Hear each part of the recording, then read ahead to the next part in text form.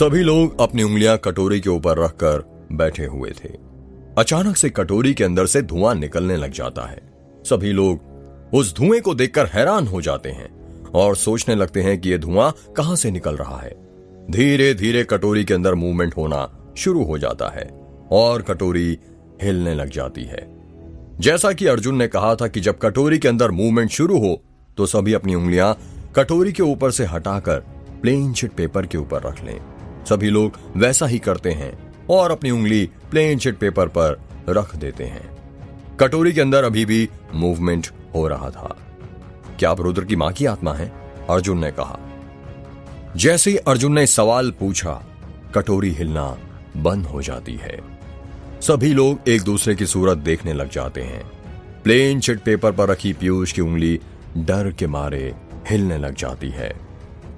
वो कटोरी plane sheet पर बने पहले वाई अल्फाबेट, फिर ई, फिर इस अल्फाबेट के ऊपर आ जाती है और फिर वापस से गोले के अंदर आ जाती है, जिसका यह मतलब था कि यस, वो रुद्र की ही मां की आत्मा है। जब रुद्र वो यस पढ़ता है तो कहता है, मां, मुझे पता था आप मुझे छोड़कर कभी नहीं जा सकती। मां, आप यहीं होना, फिर आप मुझे दिख क्यों नहीं रही हो? आप नाराज हो क्या मुझसे? मां भला कभी अपनी औलाद से नाराज हो सकती है क्या? रुद्र, अपने आप को संभालो और ऐसे सवाल मत पूछो, वरना आंटी जी की आत्मा वापस चली जाएगी, अर्जुन ने धीरे से कहा। हाँ, रुद्र ने कहा। दीदी, आप मेघगांव में क्या कर रही थी दीदी? बताइए दीदी, आप वहां पर क्यों गई थी रात के 3 बजे? आयशा ने कहा। भाभी, आपको जाना ही था तो आप मुझे बता देती, संतोष ने कहा। बड़ी माँ, कहाँ हैं आप? कहाँ हैं आप? मैं आपको देख क्यों नहीं पा रही हूं? स्वाति ने रोते हुए कहा। माँ, आप मुझे छोड़कर क्यों चली गईं? रुद्र ने कहा। सब लोग लगातार कोई ना कोई सवाल पूछे जा रहे थे। अर्जुन सबसे कह रहा था कि चुप रहे, पर कोई भी चुप नहीं हो रहा था, जिस कारण अर्जुन का रुद्र की मां की आत्मा से संपर्क टूट जाता है और वो वहां से चली जाती हैं। जैसे ही रुद्र की मां की आत्मा वहां से जाती है, लाइट वापस आ जाती है। मैंने आप लोगों से कहा था ना, आप लोग शांत रहिएगा, पर आप लोगों ने मेरी एक नहीं सुनी और अब देखिए आंटी जी से हमारा संपर्क टूट गया, अर्जुन ने कहा। क्या अब हम दोबारा मां से कांटेक्ट नहीं कर सकते अर्जुन? रुद्र ने कहा। नहीं रुद्र, यह क्रिया एक रात में सिर्फ एक बार ही की जा सकती है। तो क्या अब हम दीदी से फिर कभी दोबारा बात नहीं कर सकते अर्जुन बेटा? आयशा ने कहा। कर सकते हैं आंटी जी, पर सिर्फ कल रात, वो भी आखिरी बार, क्योंकि परसों आंटी जी की 13वीं है और फिर उनकी यमलोक की यात्रा प्रारंभ हो जाएगी। ठीक है बेटा, आप लोग कल ध्यान रखिएगा कि कोई भी बीच में सवाल ना करे। आप लोगों को जो पूछना है वो मेरे जरिए आंटी जी से पूछ सकते हैं। कल आप मुझे पहले ही बता दीजिएगा कि आप लोगों को क्या क्या पूछना है। हाँ बेटा, कल हम इस बात का ध्यान रखेंगे, संतोष ने कहा। सुबह के 11 बज रहे थे। माखनलाल और अजय जिप्सी में बैठकर कहीं जा रहे थे। अजय जिप्सी चला रहा था और माखनलाल उसके साथ बगल में बैठा हुआ था। साहब, आप बताएंगे हम कहाँ जा रहे हैं? एक तो इतनी सुबह सुबह आपने मुझे बुला लिया, मेरी नींद खराब हो गई और जब से पूछे जा रहा हूँ कहे जा रहे हैं आप, पर कुछ बता नहीं रहे हैं, माखनलाल ने कहा। माखनलाल, हम देवरी गांव जा रहे हैं। पर क्यों साहब? ये तो वही गांव है ना जिसके टोले पर वो भिखारी रहा करता था। हाँ माखनलाल, ये तो मैंने पहले सोचा ही नहीं, पर साहब आप ये तो बताइए कि हम देवरी गांव जा क्यों रहे हैं? वो इसलिए माखनलाल की कल रात मेरी जिप्सी खराब हो गई थी और जिसने मुझे लिफ्ट दी थी वो पहले मेघगांव में ही रहता था। अच्छा, क्या नाम था उसका? उसका नाम तो मैं पूछना भूल गया, पर उसकी बाइक पर बिरजू लिखा हुआ था। शायद उसका नाम बिरजू ही हो। अच्छा, बिरजू? हाँ बिरजू। उस बिरजू ने मुझे बताया था कि मेघगांव के जो सरपंच थे धनपत राय, उनका सबसे वफादार आदमी जो था वो राजन मुंशी था। उस राजन मुंशी को जरूर पता होगा कि उन तीनों सरपंचों ने मिलकर उस औरत को क्यों जलाया था। साहब, ये क्या उस आदमी ने कहा और आपने मान लिया? ये भी तो हो सकता है कि वो आपसे झूठ बोल रहा हो। माखनलाल, जरा ये बताओ कि वो मुझसे झूठ क्यों बोलेगा? इसमें उसका क्या फायदा होगा? और वैसे भी पुलिस वाले से झूठ बोलकर वो फंसना थोड़ी ना चाहेगा। हाँ साहब, ये भी है, पर मेघगांव तो कब का खाली हो गया है, फिर हम उस राजन मुंशी को कहां पर ढूंढेंगे?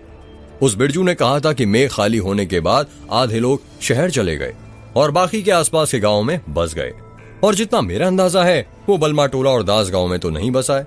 यदि बसा होता तो हमारे साथी जरूर उसका पता लगा लेते।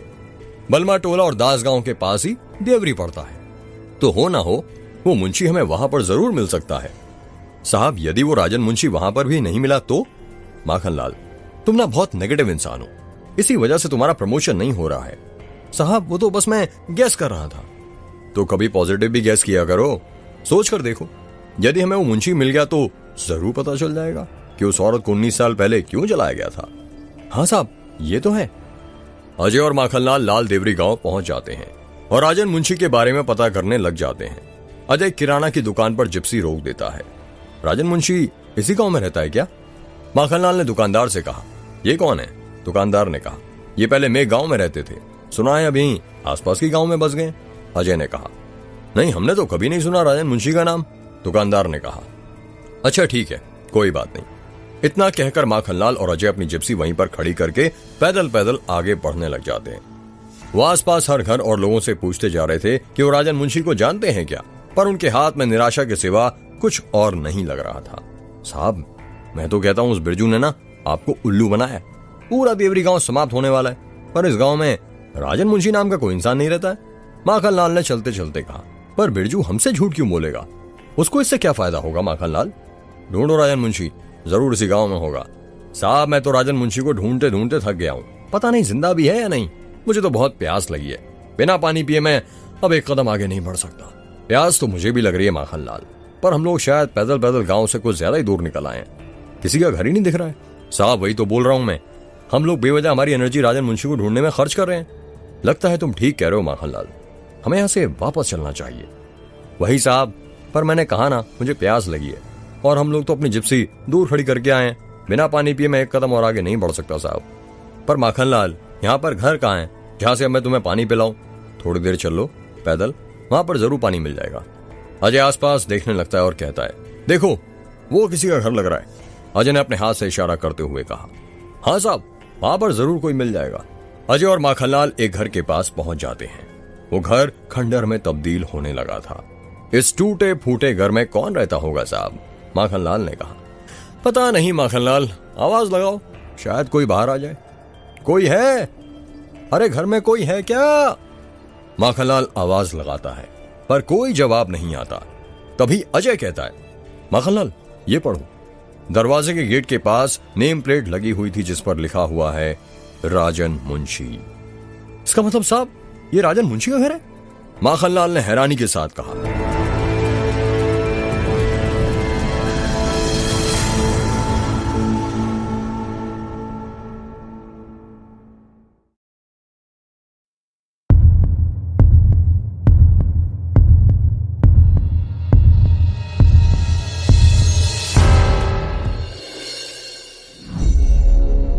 हाँ माखनलाल, ये राजन मुंशी का ही घर है। अजय ने कहा, एक काम करो, दरवाजा खटखड़ा कर देखो। हाँ साहब देखता हूं। माखनलाल दरवाजे के पास जाता है और दरवाजा खटखटाने लग जाता है। खटखट खटखट। जैसे ही माखनलाल अपना हाथ दरवाजे पर मारता है, वो दरवाजा खुल जाता है। दरवाजा खुलने के साथ ही दरवाजे से आवाज आती है, कर। साहब ये दरवाजा तो खुला हुआ है, लगता है घर में कोई नहीं है। माखनलाल, यदि घर में कोई नहीं होता तो कोई दरवाजे पर ताला लाकर बाहर जाता। दरवाजा खुला हुआ है, इसका मतलब यह है कि घर के अंदर जरूर कोई ना कोई होगा। कोई है? कोई है? अरे कोई है क्या? अजय आवाज लगाता है, पर कोई जवाब नहीं आता है। घर के अंदर बहुत अंधेरा छाया हुआ था, कुछ दिखाई नहीं दे रहा था। घर का सामान भी अस्त व्यस्त रखा हुआ था, जैसे घर का ख्याल रखने वाला कोई ना हो। साहब यहाँ पर तो बहुत अंधेरा है, मुझे नहीं लगता इस खंडर में कोई रहता होगा। माखनलाल अपना मोबाइल निकालो और उसका टॉर्च ऑन करो, समझे? ये फालतू की बातें मत करो। जी साहब। माखनलाल और अजय अपना मोबाइल निकालते हैं, उसका टॉर्च ऑन करते हैं और घर के अंदर जाने लगते हैं। जैसे जैसे वो घर के अंदर जाते जा रहे थे, अंधेरा बढ़ता ही जा रहा था। दीवारों को देखकर ऐसा लग रहा था जैसे न जाने कब से पुताई नहीं की गई हो। काई जमने लगी है दीवारों पर। बरसात के दिनों में घर के अंदर पानी जरूर गिरता होगा। छत भी टूटी हुई लग रही थी। कोई है? अरे कोई है क्या घर में? अजय आवाज लगाता है, कौन? एक बूढ़े की आवाज सुनाई देती है। माखनलाल तुमने आवाज सुनी? माखनलाल वो आवाज सुनकर बहुत डर गया था और कुछ बोल नहीं पा रहा था। उसके कानों में अभी भी उस बूढ़े की आवाज गूंज रही थी, कौन है? माखनलाल, मैंने पूछा तुमने कोई आवाज सुनी क्या? अजय माखनलाल को हिलाते हुए कहता है, हाँ हाँ साहब सुनी, ये आवाज तो बहुत डरावनी लग रही थी, मुझे तो डर लग रहा है, कहीं इस खंडर घर के अंदर कोई भूत भूत तो नहीं है, चलिए चलते हैं यहाँ से। माखनलाल, ये तुम्हें हर जगह भूत ही क्यों दिखता है? अपनी बकवास बंद करो समझे, और चुपचाप मेरे साथ आगे चलो। जी साहब, माखनलाल ने हड़बड़ाते हुए कहा। अजय और माखनलाल उस बूढ़े की आवाज का पीछा करने लगते हैं। उस बूढ़े की अभी भी कौन है कि कपकपाती हुई आवाज सुनाई दे रही थी। उस आवाज का पीछा करते हुए अजय और माखनलाल एक कमरे के अंदर पहुंच जाते हैं। इस कमरे के अंदर एक लालटेन जल रहा था, जिससे थोड़ा थोड़ा उजाला हो रहा था और आसपास की कुछ चीजें दिख रही थीं। उसी कमरे के अंदर एक पलंग था और उस पलंग पर कोई लेटा हुआ था। उस शख्स ने कंबल ओढ़ा हुआ था, जिस कारण अजय और माखनलाल को उसका चेहरा नहीं दिखाई दे रहा था। साहब वो देखिए, पलंग के ऊपर कोई लेटा हुआ है, माखनलाल ने धीरे से कहा। मुझे भी दिख रहा है माखनलाल, भगवान ने मुझे भी आंखें दी हैं दो, समझे? अजय ने गुस्से से कहा। साहब आप गुस्सा क्यों कर रहे हैं, मैं तो बस बता रहा था। मुझे बताना छोड़ो और देखो पलंग के ऊपर कौन लेटा है। साहब मैं, माखनलाल ने घबराते हुए कहा। तुम नहीं तो और कौन माखनलाल, जल्दी करो और देखो कौन है पलंग पर। माखनलाल धीरे धीरे आगे बढ़ने लग जाता है। सुनिए, क्या आपका ही नाम राजन मुंशी है? माखनलाल ने कहा। उस शख्स ने जो ब्लैंकेट ओढ़ रखा था, माखनलाल धीरे धीरे वो ब्लैंकेट खींचने लग जाता है। जैसे ही माखनलाल वो ब्लैंकेट खींचता है, वो शख्स जो पलंग पर अपनी मुंह दूसरी साइड करके लेटा हुआ था, अपना चेहरा माखनलाल की तरफ करने लग जाता है। जब वो शख्स अपना चेहरा माखनलाल की तरफ करता है तो माखनलाल उस शख्स का चेहरा देखकर डर जाता है और झटपटाते हुए दूर हट जाता है। पलंग पर लेटे शख्स की उम्र करीब 70 साल होगी। ज्यादा उम्र हो जाने के कारण उसके चेहरे पर झुर्रियां आ गई थी और बाल सफेद हो गए थे। कमरे के अंदर अंधेरा होने के कारण वो बूढ़ा बहुत डरावना लग रहा था। वो बूढ़ा अपनी लड़खड़ाती हुई आवाज में कह रहा था, कौन हो तुम लोग? नमस्ते दादा, अजय ने कहा। वो बूढ़ा अजय की बातों का कोई जवाब नहीं देता है। वो बूढ़ा अपनी बड़ी बड़ी आंखों से अजय और माखनलाल को घूरे जा रहा था। उस बूढ़े आदमी को देखकर ऐसा लग रहा था जैसे उसे अजय और माखनलाल की मौजूदगी पसंद ना हो। साहब ये तो कुछ नहीं बोल रहा, माखनलाल दिख रहा है मुझे और लगता है यही राजन मुंशी है। आपको कैसे पता साहब? क्या आपने राजन मुंशी को पहले कभी देखा है जो इतनी गारंटी के साथ कह सकते हो कि यही राजन मुंशी है? माखनलाल, जरा इस बूढ़े के राइट हैंड की कलाई पर देखो, राजन गुदा हुआ है। इससे बात साबित होती है कि यही राजन मुंशी है। हाँ साहब, पर ये मुंशी अब हमारे किसी काम का नहीं है। ये तो कुछ भी ढंग से नहीं बोल पा रहा है, ना ही समझ पा रहा है। आखिर ये कहना क्या चाहता है? माखनलाल और अजय बातें कर ही रहे थे कि तभी अजय को किसी के कदमों की आहट सुनाई देती है। माखनलाल, तुम्हें किसी के पैरों के चलने की आवाज सुनाई दे रही है? हाँ साहब, दे रही है। कमरे के अंदर ही कहीं छुप जाओ और जरा देखो तो इस राजन मुंशी से मिलने कौन आ रहा है। हो सकता है ये हमें जरूर कुछ बता दे। जी साहब। अजय दरवाजे के पीछे जाकर और माखनलाल खिड़की के पर्दे के पीछे जाकर छुप जाता है। एक आदमी जिसकी उम्र करीब 25 साल या 26 साल होगी, वो उस कमरे के अंदर आता है और उस बूढ़े के पास जाकर बैठ जाता है। अपना हाथ उस बूढ़े के माथे पर फेरता है और कहता है, आप कैसे हैं दादा? और कितनी बार बोला मैंने आपको कि अंधेरे में मत रहा कीजिए, लाइट जला लिया कीजिए, पर आप मानते कहाँ हैं मेरी बात? कोई है, कोई है, वो बूढ़ा कपकपाते हुए कहता है। पर वो लड़का उस बूढ़े की बात नहीं समझ पाता है। वो उस बूढ़े के पास से उठता है और कमरे की लाइट जलाने लग जाता है। जब वो लड़का कमरे की लाइट जलाता है तो देखता है कि खिड़की के पर्दे के पास उसे किसी के जूते नजर आते हैं। वो लड़का पास में ही रखा डंडा उठाता है और धीरे धीरे अपने कदम खिड़की के पास बढ़ाने लग जाता है। वो लड़का वो डंडा खिड़की के पर्दे पर मारने ही वाला था कि तभी पीछे से अजय आकर उस लड़के का हाथ पकड़ लेता है। वो लड़का अपना दूसरा हाथ अजय को मारने के लिए उठाता है, पर जब वो देखता है कि अजय ने पुलिस की ड्रेस पहन रखी है तो वो अपने हाथ रोक लेता है। माखनलाल खिड़की के पर्दे के पीछे से बाहर निकल जाता है। आप दोनों पुलिस वाले होकर चोरों की तरह मेरे घर में क्यों घुस रहे हैं? उस लड़के ने कहा। पहले ये बताओ कि इस बूढ़े से तुम्हारा क्या लेना देना है? ये मेरे दादा हैं और मैं इनका पोता हूं। अब आप बताएंगे कि आप दोनों यहाँ पर क्या कर रहे हैं? वो हम लोग एक केस की तहकीकात करने यहाँ पर आए हैं। क्या इन्हीं का नाम राजन मुंशी है? अजय ने कहा। जी हाँ, इन्हीं का नाम राजन मुंशी है।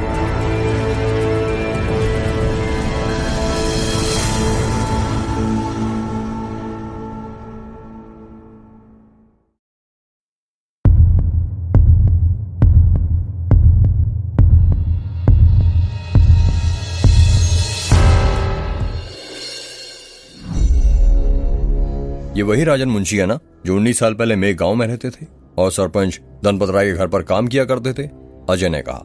जी हाँ, ये वही राजन मुंशी हैं, पर आप लोग मुझे बताएंगे आप मुझसे ये सब क्यों पूछ रहे हैं? वो इसलिए क्योंकि हमें तुम्हारे दादा की मदद की जरूरत है। कैसी मदद? उस लड़के ने हैरानी के साथ कहा। आज से 19 साल पहले मेघ गांव में एक जलाई गई औरत के बारे में हम जानना चाहते हैं। वो कौन थी, उसका क्या नाम था, उसके बारे में सब कुछ। अजय ने कहा। पर आपने तो दादा की हालत देखी है ना, मुझे नहीं लगता वो कुछ भी आपको इस बारे में बता सकते हैं। पर हम कोशिश तो कर सकते हैं ना। हमारा ये जानना बहुत जरूरी है कि आखिर उस औरत को क्यों जलाया गया था। उसके मरने के बाद भी मैं उसे इंसाफ दिलाना चाहता हूँ, अजय ने कहा। ठीक है। अजय और माखनलाल उस बूढ़े के पास खड़े हो जाते हैं। वो बूढ़ा अभी भी लेटा हुआ था। वो बूढ़ा अजय और माखनलाल को घूरने लग जाता है। साहब, मुझे तो मुंशी जी की आंखें देखकर डर लग रहा है। अरे डरिए नहीं, दादा की आंखें पहले से ही ऐसी हैं, उस लड़के ने कहा। नमस्ते दादाजी, आप ही का नाम राजन मुंशी है ना? अजय ने उस बूढ़े से कहा। वो बूढ़ा कुछ जवाब नहीं देता है। दादाजी, ऐसे नहीं समझेंगे, लगता है मुझे अपनी तरह से इनसे पूछना पड़ेगा, उस लड़के ने कहा। दादा, ये पुलिस वाले हैं, वो लड़का चिल्लाते हुए और अपने हाथों से एक्सप्रेशन देते हुए कहता है। वो लड़का आगे कहता है, ये पूछ रहे हैं कि आपका ही नाम राजन मुंशी है ना? बताइए इन्हें, हाँ या ना में जवाब दीजिए। हाँ, वो बूढ़ा कपकपाते हुए कहता है। क्या आप उस औरत के बारे में जानते हैं जिसे 19 साल पहले जला दिया गया था? अजय कहता है। और वो बूढ़ा फिर कोई जवाब नहीं देता। दादा, ये उस औरत के बारे में पूछ रहे हैं जिसे उस रात जला दिया गया था, वो लड़का चिल्लाते हुए कहता है। ये बात सुनकर वो बूढ़ा अपनी आंखें और बड़ी कर लेता है।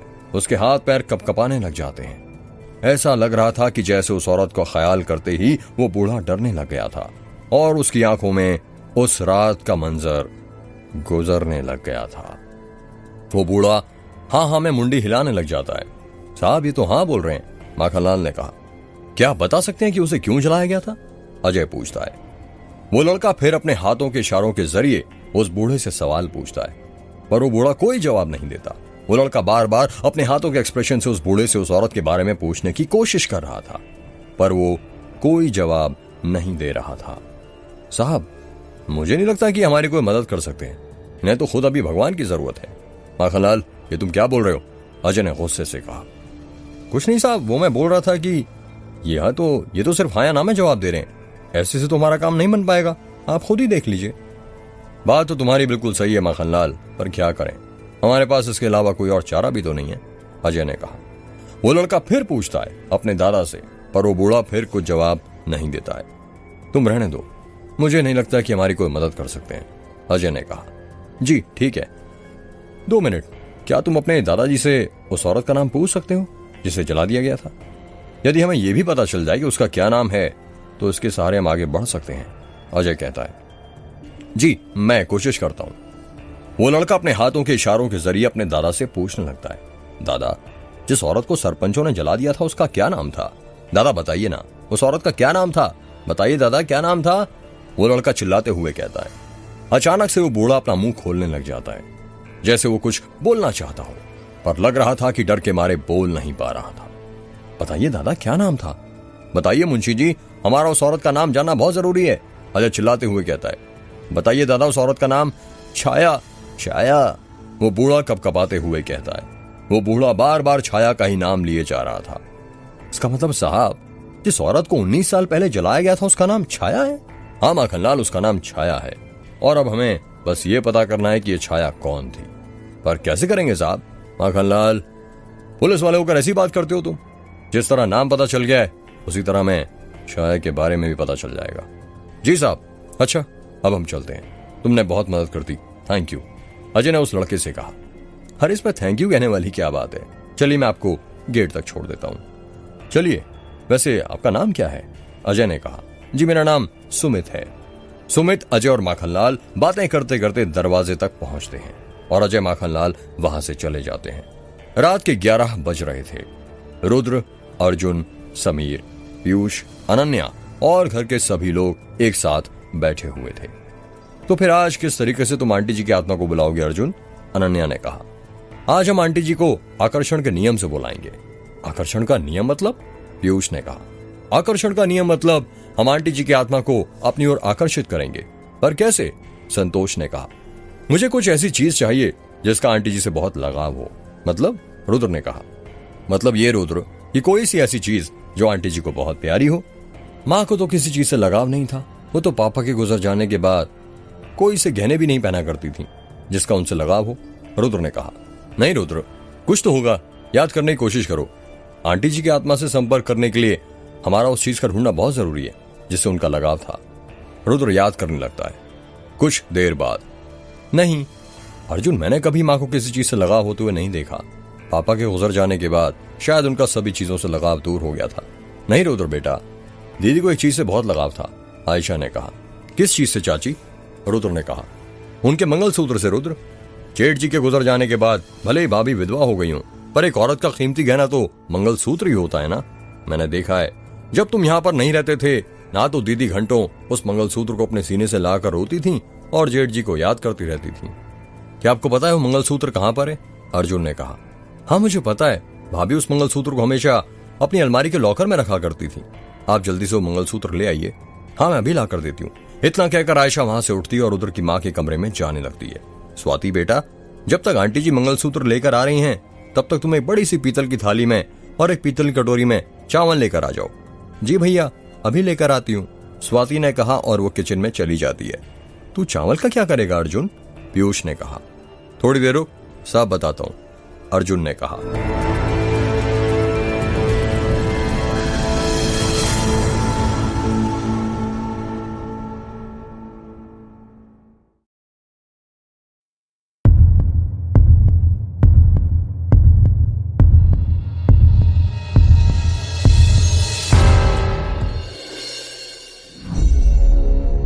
थोड़ी ही देर में स्वाति किचन में से एक पीतल की थाली में और पीतल की कटोरी में चावल लेकर आ जाती है और अर्जुन को दे देती है। यार, आंटी जी अभी तक आई क्यों नहीं? अर्जुन ने कहा। शायद मंगलसूत्र ढूंढने में टाइम लग रहा हो, अनन्या ने कहा। अगर आंटी जी को मंगलसूत्र नहीं मिला तो क्या हम रुद्र की मम्मी की आत्मा को नहीं बुला पाएंगे? पीयूष ने कहा। नहीं पीयूष, हम नहीं बुला पाएंगे। आंटी जी की आत्मा को बुलाने के लिए हमारे पास उनका मंगलसूत्र होना बहुत जरूरी है, क्योंकि एक वही चीज है जिससे उनकी बहुत सारी यादें जुड़ी होंगी। अक्सर यही होता है कि मरने के बाद भी इंसान का लगाव उनकी चीजों से होता है और कभी कभी ये लगाव इतना हो जाता है कि आत्माएं अपनी सबसे कीमती चीज में अपना वास बना लेती हैं। वो देखो, आंटी जी आ गई, लगता है उन्हें मंगलसूत्र मिल गया, अनन्या ने सीढ़ियों की तरफ इशारा करते हुए कहा। सीढ़ियों से आयशा उतर रही थी। आयशा को देखकर रुद्र अपनी जगह से खड़ा होता है और भागते हुए आयशा के पास जाता है और कहता है, चाची आपको माँ का मंगलसूत्र मिल गया ना? हाँ रुद्र बेटा, मिल गया, आयशा ने कहा। आयशा वो मंगलसूत्र ले जाकर अर्जुन को दे देती है। रुद्र की माँ का मंगलसूत्र पूरे सोने का था जो अभी भी चमक रहा था। सभी लोग गोला बनाकर जमीन पर बैठ जाते हैं। गोले के बीचों बीच पीतल की थाली रख गई थी जिसके अंदर चावल रखे गए थे। वो मंगलसूत्र जो आयशा ने रुद्र को लाकर दिया था, वो मंगलसूत्र रुद्र थाली में रखे चावल के पीछे छुपा देता है। पीतल की कटोरी अर्जुन ने अपने हाथों में पकड़ रखी थी जिसके अंदर भी चावल रखे हुए थे। आप सभी अपने अपने हाथ आगे कीजिए, अर्जुन ने कहा। सभी अपने अपने हाथ आगे कर देते हैं। अर्जुन सभी के दोनों हाथों में एक एक मुट्ठी चावल रखने लग जाता है। तू ये क्या कर रहा है? समीर ने कहा। रक्षा कवच बना रहा हूं। क्या कहा? रक्षा कवच बना रहा है? वो भी चावल के दानों से? समीर ने हैरानी के साथ कहा। हाँ, क्योंकि इस बार हम चावल के दानों के जरिए आत्मा का आह्वान कर रहे हैं, इसलिए चावल का रक्षा कवच बना रहा हूं। और एक और बात, तुम्हें ही पता है ना, इंसान चावल खाते हैं और आत्मा इंसानों को। आंटी जी की आत्मा भले ही अच्छी हो, पर हर आत्मा को मरने के बाद कोई ना कोई शरीर की तलाश होती है।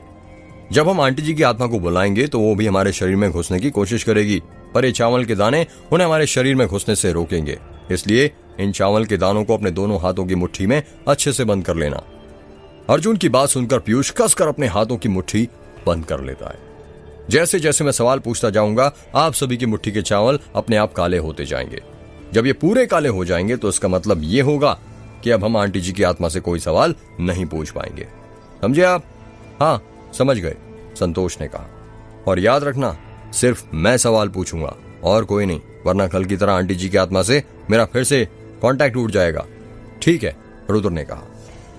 रात के 1 बज गए थे और अर्जुन ने रुद्र की मां की आत्मा को बुलाना शुरू कर दिया था। सभी लोग उनके बीच में रखे चावल की थाली को देखे जा रहे थे। अर्जुन बार बार रुद्र की मां की आत्मा से संपर्क करने की कोशिश कर रहा था। अचानक से रुद्र के घर की लाइट बंद चालू होने लग जाती है। पीयूष अपने आसपास देखने लगता है और सोचने लगता है कि कहीं रुद्र की मां की आत्मा उसके पास तो नहीं और वो उसके शरीर में तो प्रवेश नहीं करना चाहती। पीतल की थाली के अंदर मूवमेंट होना शुरू हो गया था और उसके अंदर के चावल अपने आप हिलने लग गए थे। क्या यहां पर हम 8 लोगों के सिवा कोई और भी है? अर्जुन जोर से कहता है। तभी अचानक से पीतल की थाली के अंदर के चावल में फिर मूवमेंट होना शुरू हो जाता है और थाली के बीचों बीच हाँ लिखा आता है। इसका मतलब यह था कि वहां 8 नहीं 9 लोग थे। चावल पहले की तरह अपनी जगह पर चले जाते और वहां हाँ मिट जाता है। क्या वही अदृश्य शक्ति है जिसे मैं बुला रहा था? क्या आप रुद्र की मां की ही आत्मा है? अर्जुन बोलता है। फिर थाली के अंदर के चावल में मूवमेंट शुरू हो जाता है और वहां पर हाँ लिखा आता है। वहां पर बैठे सभी लोग थाली को घूर घूर कर देखने लग जाते हैं और सोचने लगते हैं कि थाली के चावल के अंदर अपने आप मूवमेंट कैसे हो रहा है। क्या आप अपनी मर्जी से मेघगांव में गई थी? अर्जुन ने कहा। थाली के अंदर हाँ लिखा आता है। आप रात के 3 बजे मेघगांव में क्यों गई थी? थाली पर रक्षा लिखा आता है। क्या कहा रक्षा? पर किससे? क्या मेघ की चुड़ैल अभी भी जिंदा है? क्या उसे पिछले साल मुक्ति नहीं मिली थी? थाली पर हाँ लिखा आता है, जिसका मतलब था कि मेघ की चुड़ैल को मुक्ति नहीं मिली थी। सभी के हाथों की मुट्ठी के अंदर के चावल के दाने आधे आधे काले हो गए थे। क्या आपका भी खून मेघ की चुड़ैल ने किया है? थाली पर फिर हाँ लिखा आता है। थाली पर कहां पढ़कर सभी लोगों का गला सूखने लग जाता है। क्या आप मेघ की चुड़ैल यानी जिस औरत को 19 साल पहले जला दिया गया था उसे जानती थी? कुछ देर के लिए थाली पर कुछ लिखा नहीं आता। थाली के अंदर के चावल ने मूवमेंट करना बंद कर दिया था। सभी लोग एक दूसरे का चेहरा देखने लगते हैं और सोचने लगते हैं कि क्या आंटी जी को मेघ की चुड़ैल को जानती थी। तभी चावल के दानों के अंदर फिर से मूवमेंट होना शुरू हो जाता है और थाली के अंदर हाँ लिखा आता है। सभी लोग ये सोचकर हैरान हो जाते हैं कि रुद्र की मां मेघ की चुड़ैल को पहचानती थी। क्या आप उस औरत का हमें नाम बता सकती हैं जिसे मेघगांव में 19 साल पहले जला दिया गया था? थाली पर हाँ लिखा आता है। उस औरत का क्या नाम था आंटी जी? सभी लोग उस औरत का नाम जानने के लिए उत्सुक हो जाते हैं। सभी उसका नाम जानना चाहते थे, पर थाली के अंदर चावल के दानों पर कोई मूवमेंट नहीं हो रहा था। अर्जुन देखता है कि उसके हाथ की मुट्ठी के चावल पूरी तरह काले हो गए थे। सिर्फ उसके ही नहीं, सभी की मुट्ठी के हाथों के चावल के दाने काले हो गए थे। उस औरत का क्या नाम था? बताइए आंटी जी, हमारा उस औरत का नाम जानना बहुत जरूरी है, बताइए। अर्जुन बार बार यही सवाल पूछे जा रहा था, पर थाली के अंदर कोई मूवमेंट नहीं हो रहा था। तभी थाली के अंदर के चावल के दानों में मूवमेंट होना शुरू हो जाता है और चावल पर छाया लिखा हुआ आता है। सभी लोग एक साथ चावल पर लिखा छाया पढ़ते हैं। जैसे ही वो छाया बोलते हैं, थाली के अंदर के पूरे चावल अपने आप सफेद से काले हो जाते हैं। अचानक से थाली के अंदर आग लग जाती है। ये क्या? ये थाली में आग कैसे लग गई? समीर ने कहा। जल्दी से कोई पानी डालो थाली में, संतोष ने कहा। रुद्र पास में रखी पानी की बोतल उठाता है और थाली के अंदर पानी डालता है, पर पानी डालने से आग और भड़क जाती है। ये क्या? ये आग तो पानी डालने से और तेज हो गई, पीयूष ने कहा। ये अपने आप शांत हो जाएगी, तुम लोग कुछ मत करो, अर्जुन कहता है। कुछ देर बाद आग अपने आप शांत हो जाती है, पर जब तक आग शांत हुई थी, रुद्र की मां का मंगलसूत्र पूरी तरह जल चुका था। सॉरी रुद्र, मैंने आंटी जी की आखिरी निशानी जला दी, अर्जुन ने कहा। कोई बात नहीं अर्जुन, मां की जगह तो तेरे दिल में है, जहां पर वो हमेशा रहेंगी। पर जिसने मेरी मां को मुझसे छीना है, मैं उसे नहीं छोड़ूंगा। उस चुड़ैल को पहले मुक्ति नहीं मिली तो क्या हुआ, पर अब उसे मैं मुक्ति दिलाऊंगा। अपनी मां की मौत का बदला मैं लेकर ही रहूंगा, रुद्र ने प्रतिशोध भरी आवाज में कहा।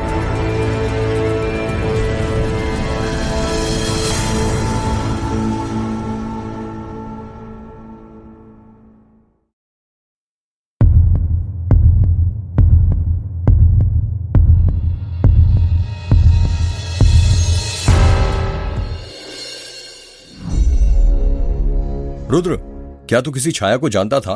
अर्जुन ने कहा। नहीं अर्जुन, मैं नहीं जानता। याद करने की कोशिश कर, शायद बचपन में मिला हो तू किसी छाया नाम की औरत से। कैसे याद करूं अर्जुन, मैंने तुझे कितनी बार बताया है, मुझे मेरे बचपन की यादें बिल्कुल याद नहीं है। ऐसा लगता है किसी ने उन यादों को मेरे दिमाग से ही मिटा दिया हो। आंटी, अंकल जी, क्या आप किसी छाया को जानते हैं? अर्जुन ने आयशा और संतोष से कहा, नहीं बेटा, हम तो किसी छाया नाम की औरत को नहीं जानते, हम तो पहली बार इस औरत का नाम सुन रहे हैं। संतोष ने कहा, पता नहीं कौन है छाया। आयशा ने कहा, सुबह के 10 बज रहे थे और रुद्र के घर पर रुद्र की मां की 13वीं की तैयारियां की जा रही थी। रुद्र की मां की तस्वीर एक टेबल पर रखी गई थी, उस पर एक फूलों की माला चढ़ी हुई थी। घर के सभी सदस्य सफेद वस्त्र पहने हुए थे। रुद्र के कुछ ही रिश्तेदार आए थे जो मृत्यु भोज का भोजन कर रहे थे। अर्जुन, रुद्र, समीर, अनन्या और पीयूष भी उन्हीं रिश्तेदारों के पास खड़े हुए थे। यार, परिवार में किसी गुजर जाने के बाद मृत्यु भोज करवाना जरूरी होता है क्या? पीयूष ने कहा, हाँ मोटे, जरूरी होता है। अर्जुन ने कहा, पर क्यों जरूरी होता है? समीर ने कहा, हमारे धार्मिक ग्रंथों जैसे गरुड़ पुराण, पितृ संहिता वेद में अनेक जगह यह वर्णित किया गया है कि मृत शरीर को दिए गए भोजन का कुछ ही अंश उसकी आत्मा को मिल पाता है।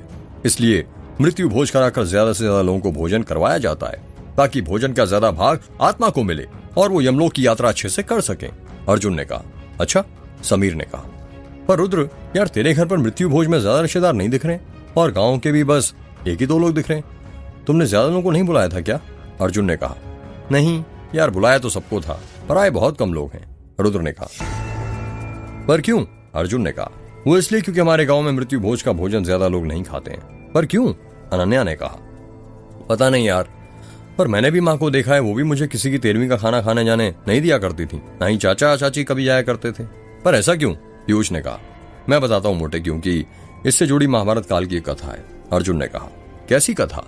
समीर ने कहा, महाभारत युद्ध होने वाला था, तब श्री कृष्ण ने दुर्योधन के घर जाकर युद्ध ना करने का आग्रह किया था, पर दुर्योधन ने उनका प्रस्ताव ठुकरा दिया और कृष्ण जी उससे क्रोधित होकर वहां से जाने लगे। तब दुर्योधन ने कृष्ण जी को जाते जाते भोजन करने को कहा, पर कृष्ण जी ने कहा, संप्रीति भोजनादि आपदा भोजयानी वह पुनः, अर्थात हे दुर्योधन, जब खिलाने वाले का मन प्रसन्न हो, खाने वाले का मन प्रसन्न हो, तभी भोजन ग्रहण करना चाहिए। लेकिन जब खिलाने वाले एवं खाने वाले के मन में पीड़ा हो, वेदना हो, तो ऐसी स्थिति में कभी भी भोजन नहीं करना चाहिए। महाभारत की इस घटना को बहुत से ज्ञानियों और बुद्धिजीवियों ने मृत्यु भोज से जोड़कर देखा, जिनके अनुसार अपने किसी परिजन की मृत्यु के बाद मन में पीड़ा होती है। ऐसे में कोई भी प्रसन्नचित अवस्था में भोज का आयोजन नहीं कर सकता और ऐसी स्थिति में उसके घर में भोजन करने से मनुष्य की स्वयं की ऊर्जा नष्ट होती है। इसलिए ज्यादातर लोग मृत्यु भोज का भोजन नहीं करते हैं। अर्जुन की बात सुनकर पीयूष वहां से जाने लगता है। तू कहां जा रहा है मोटे? अभी तो तुझे भूख लगी थी ना? अर्जुन की बात सुनकर तुझे भी मृत्यु भोज का भोजन नहीं करना क्या? अनन्या ने कहा, अरे तू पागल हो रही है क्या? मैं तो अपने लिए थाली बनाने जा रहा हूँ, और बल्कि मुझे तो ये लगता है कि इंसान को मृत्यु भोज का खाना जरूर खाना चाहिए। क्यों लगता है मोटे तुझे ऐसा? समीर ने कहा, वो इसलिए मेरे भाई, क्योंकि जब किसी घर में किसी की डेथ होती है ना, तो न जाने उसने कितने समय से अच्छे से खाना नहीं खाया होगा। उससे मिलकर उसे 2-3 बातें करके हम उसके साथ खाना खा सकते हैं और उसे अच्छे से खिला भी सकते हैं। उस दुख में उसका साथ भी दे सकते हैं। आखिर दुखों में ही तो अपनों की पहचान होती है। यार, बात तो तेरी बिल्कुल सही है मोटे, इसी बात पर जल्दी जा और मेरी भी थाली बनाकर आना, समझा? समीर ने कहा, हाँ हाँ लाता हूँ। पीयूष खाने की थाली बनाने चला जाता है। शाम के 7 बज रहे थे और अजय गोंदिया के एक ढाबे पर खाना खाने के लिए आया हुआ था।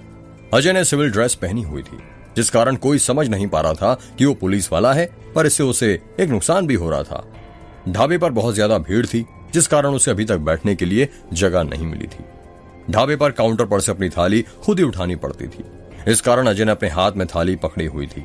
थाली के अंदर दाल, चावल, रोटी, पनीर की सब्जी, सलाद, नमक, पापड़ और 2 गुलाब जामुन रखे हुए थे। अजय वो थाली पकड़कर अपने लिए बैठने की जगह ढूंढ रहा था, पर 15 मिनट हो गए थे, उसे अपने लिए बैठने की जगह नहीं मिली थी। तभी वो देखता है कि ढाबे के बाहर ही एक कोने पर एक खाट बिछी हुई थी, जहां पर एक आदमी बैठकर खाना खा रहा था। जिस साइड वो आदमी बैठा था वहां पर लाइट नहीं लगी हुई थी, जिस कारण अजय को उसका चेहरा नहीं दिख रहा था। अजय अपनी थाली लेकर उस आदमी के पास जाने लगता है।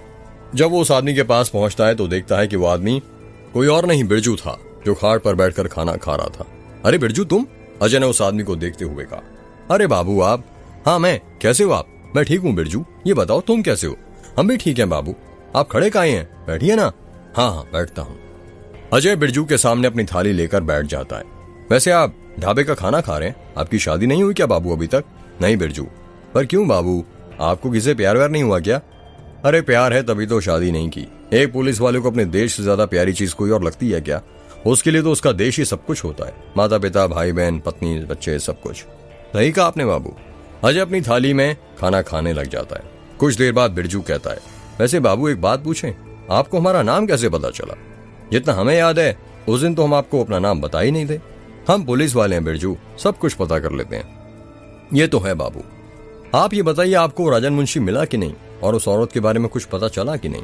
राजन मुंशी हमें मिल तो गया, पर सिवाय वो उस औरत का नाम बताने के सिवा कुछ और नहीं बता पाया। बूढ़ा हो गया है वो, ज्यादा कुछ नहीं बोल पाता। अच्छा, पर एक बात बताएं बाबू आपको। हाँ बताओ। कभी कभी तो जुबान नहीं बोल पाती, वो दीवारें बोल जाती हैं। दीवारें बोल जाती हैं मतलब? अब इसका मतलब तो आपको ढूंढना है बाबू। राज हमेशा हमारे सामने ही रहता है, बस हम उसे देख नहीं पाते। ये तुम पहेलियां बुझाना बंद करोगे बिरजू? हाँ करते हैं वन साहब, आप बस यहीं रुकिए, हम पानी पी कर आते हैं। अच्छा ठीक है। बिरजू पानी पीने चला जाता है। अजय बिरजू के आने का इंतजार कर रहा था। 15 मिनट हो गए थे पर वो अभी तक नहीं आया था। अजय अपनी जगह से उठता और बिरजू को ढूंढने लग जाता है, पर उसे बिरजू कहीं नहीं दिखता। वो आसपास में ही ढाबे के प्लेट उठाने वाले आदमी से पूछता है, यहाँ पर मेरे साथ एक आदमी बैठा था, उसे कहीं जाते हुए देखा क्या? क्या कहा? आदमी बैठा था? हाँ वही, जिसके साथ मैं खाना खा रहा था, सांवले रंग का है, धोती पहना हुआ था। नहीं, मैंने तो ऐसे किसी आदमी को नहीं देखा, उस आदमी ने कहा। अजय सोचने लग जाता है कि आधी अधूरी बात मानकर बिरजू कहाँ चला गया।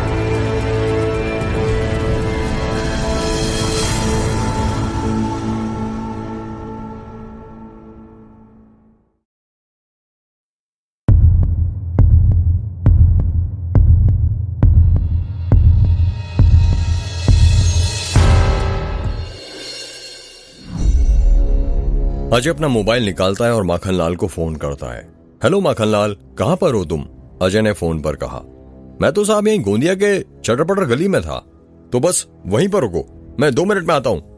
क्यों, क्या हुआ साहब? कुछ नहीं, हमें बस कहीं चलना है। पर कहां पर साहब? आकर बताता हूं माखनलाल। इतना कहकर अजय अपना फोन कट कर देता है।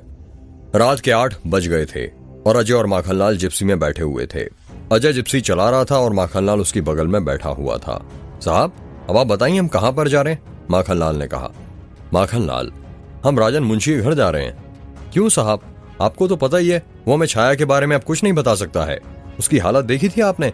छाया का नाम लेते ही वो कितना कपकपाने लग गया था। हम छाया के बारे में पता करने नहीं जा रहे हैं माखनलाल। फिर क्या पता करने जा रहे हैं साहब? पता नहीं। क्या कहा? पता नहीं? साहब आप आज ये कैसी मूर्ख वाली बातें कर रहे हैं? रोज मैं करता हूं और आज आप कर रहे हैं। आखिर आप ही बताइए, जब आपको ही नहीं पता हम वहां क्या पता करने जा रहे हैं तो हम वहां पर जाकर ही क्या करें? माखनलाल, मुझे बिरजू मिला था ढाबे पर। क्या कहा? बिरजू मिला था? माखनलाल ने चौंकते हुए कहा। उसने मुझसे एक बात कही थी। वो क्या था? अजय याद करते हुए कहता है। हाँ याद आया, कभी कभी जो जुबान नहीं बोल पाती वो दीवारें बोल जाती हैं। मतलब साहब? उसी मतलब का पता करने तो हम राजन मुंशी के घर जा रहे हैं। साहब मुझे नहीं लगता हमें राजन मुंशी के घर जाना चाहिए। मुझे नहीं लगता वहां पर हमें कुछ मिलेगा। माखनलाल, पर पता नहीं मुझे ऐसा क्यों लगता है कि हमें वहां पर जाना चाहिए। अब हम जब आधे रास्ते तक पहुंच ही गए तो चलो राजन मुंशी के घर ही चले चलते हैं। ठीक है साहब, यदि आप जाना ही चाहते हैं तो चलते हैं। रात के 9 बज रहे थे और माखनलाल और अजय राजन मुंशी घर के दरवाजे पर खड़े हुए थे। माखनलाल दरवाजा खटखटाता है।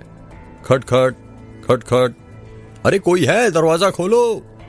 माखनलाल ने दरवाजा खटखटाते हुए कहा, पर कोई दरवाजा नहीं खोलता है। साहब वो मुंशी जी के पोते का क्या नाम था? सुमित नाम बताया था उसने सुबह शायद। अजय ने जवाब दिया।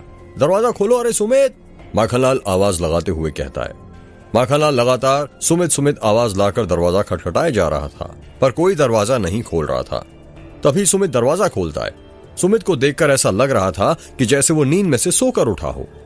अरे सुमित, तुम सो गए थे क्या? माखनलाल ने कहा। जी हाँ माखनलाल जी, आपको तो पता ही है गांव है और गांव में 8 बजे ही सब सो जाते हैं और 9 बजे तक उनकी एक पहर की नींद भी पूरी हो जाती है। वैसे आप लोग इतनी रात को यहाँ पर, क्या कुछ हुआ है क्या? ये सवाल सुनते ही माखनलाल अजय की तरफ देखने लगता है और मन ही मन सोचने लगता है कि अब साहब इसे क्या जवाब देंगे। यही कि पता नहीं क्यों आए हैं। बिरजू ने कहा और हम आ गए। वो क्या है ना सुमित, वो हम यहाँ से गुजर ही रहे थे तो सोचा मुंशी जी से मिल लें। वो मेरे दादा भी मुंशी जी की तरह ही दिखते थे। उन्हें देखकर मुझे मेरे दादा की याद आ जाती है, अजय ने कहा। माखनलाल मन ही मन सोचने लगता है कि वाह, साहब ने क्या बहाना बनाया है। अरे क्यों नहीं इंस्पेक्टर साहब, आप आइए ना, अंदर आइए। सुमित ने कहा। जब अजय और माखनलाल सुमित के साथ घर के अंदर घुसते हैं तो देखते हैं कि कमरे के अंदर बहुत अंधेरा था। अरे, ये तुम्हारे घर में हम जब भी आते हैं अंधेरा क्यों रहता है? तुम्हें क्या अंधेरा बहुत पसंद है? माखनलाल ने कहा। अरे नहीं नहीं माखनलाल जी, वो लाइट नहीं है इसलिए घर में अंधेरा है, और जब आप सुबह आए थे तो वो दादाजी को अंधेरे में रहना पसंद है। अच्छा। सुमित, अजय और माखनलाल राजन मुंशी के कमरे में पहुंच जाते हैं। राजन मुंशी पलंग पर लेटा हुआ था और जाग रहा था। कमरे में उजाले के लिए एक लालटेन जल रही थी जो कि उस कमरे की एक दीवार में कील से टंगी हुई थी। लालटेन का पीला प्रकाश कमरे के चारों तरफ बिखरा पड़ा हुआ था। अजय राजन मुंशी के पास जाता है और उनके सिर पर हाथ फेरते हुए कहता है, कैसे हैं आप मुंशी जी? राजन मुंशी को जवाब नहीं देता है बल्कि वो अजय को घूरने लग जाता है। राजन मुंशी की डरावनी आंखें देखकर माखनलाल डर जाता है। सुमित, मुझे प्यास लगी है, क्या तुम मेरे लिए गिलास पानी ला दोगे? अजय ने कहा। क्यों नहीं इंस्पेक्टर साहब, मैं अभी लेकर आता हूं। इतना कहकर सुमित उस कमरे से चला जाता है। माखनलाल कुर्सी के ऊपर बैठा हुआ था और आराम फरमा रहा था। तुम बैठे क्यों माखनलाल? इतना भी नहीं समझे कि मैंने सुमित को बहाने से भेजा है ताकि हमें वक्त मिल जाए घर के अंदर की तहकीकात करने के लिए? अजय ने गुस्से में कहा। सॉरी साहब। माखनलाल फुर्ती के साथ कुर्सी पर से उठता है। अजय और माखनलाल दोनों अपने मोबाइल की टॉर्च ऑन करते हैं और मुंशी के घर में कुछ ऐसा ढूंढने लग जाते हैं जिससे उन्हें छाया के बारे में कुछ पता चल जाए। लालटेन की रोशनी में कमरे के अंदर ज्यादा कुछ दिखाई नहीं दे रहा था। माखनलाल, दीवारों के ऊपर देखो, शायद कुछ मिल जाए। बिरजू ने कहा था कि कभी कभी जो जुबान नहीं बोल पाती वो दीवारें बोल जाती हैं। जी साहब। अजय और माखनलाल मुंशी के कमरे की छानबीन कर ही रहे थे कि तभी वहां पर सुमित पानी लेकर आ जाता है। अजय और माखनलाल के हाथों में मोबाइल के टॉर्च और कुछ ढूंढते हुए देखकर सुमित शॉक्ड हो जाता है। आप दोनों दादाजी के कमरे में क्या ढूंढ रहे हैं? सुमित ने कहा। सुमित का सवाल सुनकर माखनलाल पसीने से भीग जाता है और सोचने लगता है कि अब इसे क्या जवाब दें। वो सुमित यहाँ पर तेल पे छुछुंदरी थी, उसी को पकड़ रहे थे। मुंशी जी को काट लेती तो प्रॉब्लम हो जाती ना, अजय ने कहा। अरे आप उसकी फिक्र मत कीजिए, मैंने पिंजरा लगा दिया है, 1-2 दिन में पिंजरे के अंदर आ ही जाएगी। ये लीजिए, आप दोनों पानी पीजिए, बेवजह की तकलीफ मत कीजिए। अरे इसमें तकलीफ वाली क्या बात है, अजय ने कहा।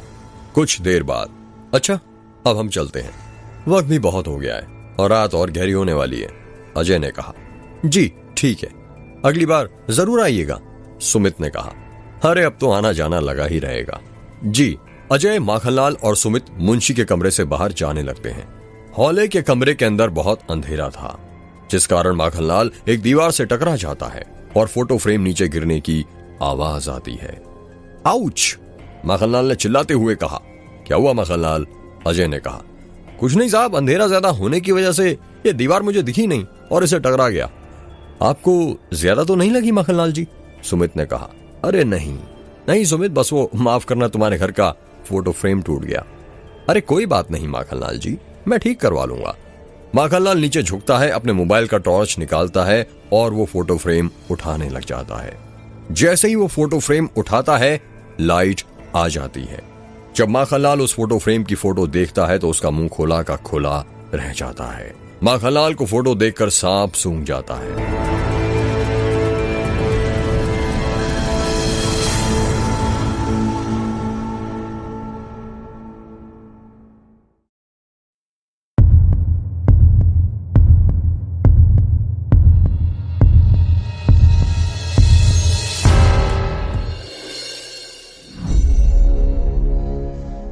साहब जरा ये फोटो देखिए ना, माखनलाल ने कहा। ऐसा क्या है इस फोटो में, जरा दिखाना, अजय ने फोटो अपने हाथ में लेते हुए कहा। जब अजय वो फोटो देखता है तो उसका मुंह भी खुला का खुला रह जाता है। साहब इस फोटो में मुंशी जी के साथ जो आदमी है, यदि उसे दाढ़ी मूछें लगा दिया जाए तो पूरा भिखारी की तरह दिखेगा जिसने पिछले साल रुद्र का कैमरा चुरा लिया था। हाँ माखनलाल, तुम बिल्कुल ठीक कह रहे हो। आप दोनों क्या बात करें, मेरे कुछ समझ में नहीं आ रहा है, सुमित ने कहा। अजय ने अपने हाथ में जो फोटो पकड़ रखी थी, उस फोटो के अंदर राजन मुंशी और भिखारी खड़े हुए थे। वो फोटो ब्लैक एंड व्हाइट थी। इस फोटो में मुंशी जी के साथ जो लड़का खड़ा है वो कौन है सुमित? अजय ने कहा।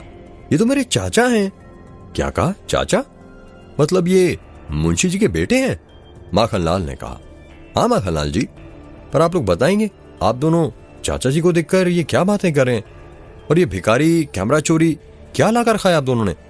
पहले सुमित तुम हमें अपने चाचा के बारे में बताओ, इनका नाम क्या था? अजय ने कहा, चाचा जी का नाम संजू था, संजू मुंशी। दादाजी के 2 बेटे थे। बड़े लड़के का नाम कमल था, जो कि मेरे पिताजी हैं, और संजू चाचा दादाजी के छोटे लड़के थे। बचपन से ही संजू चाचा दादाजी के बड़े लाडले थे, उनकी हर ख्वाहिश पूरी करते थे, पर वो उनकी ख्वाहिश पूरी नहीं कर पाए, जिसके कारण उन्होंने घर छोड़ दिया। कैसी ख्वाहिश? अजय ने कहा, संजू चाचा एक लड़की से प्यार करते थे, पर दादाजी उस रिश्ते के खिलाफ थे, जिस कारण संजू चाचा ने घर छोड़ दिया और वो उस लड़की के साथ भाग गए। चाचा उस लड़की के साथ कहां पर भागे कुछ पता ही नहीं चला। तब से लेकर आज तक चाचा वापस नहीं लौटे। ना चाचा ने हमारी सूरत देखी और ना ही हमने उनकी। क्या तुम उस लड़की का नाम बता सकते हो जिसके साथ तुम्हारे चाचा यानी संजू भागा था? अजय ने कहा, नहीं, मुझे उसका नाम नहीं पता, पर दादा बताते थे कि उस लड़की ने चाचा जी को अपने प्यार में पागल कर दिया था। दिन रात उसी के बारे में बातें किया करते थे। ऐसा लगता था जैसे कोई काला जादू कर दिया, जैसे वशीकरण किया हो। क्या कहा, वशीकरण?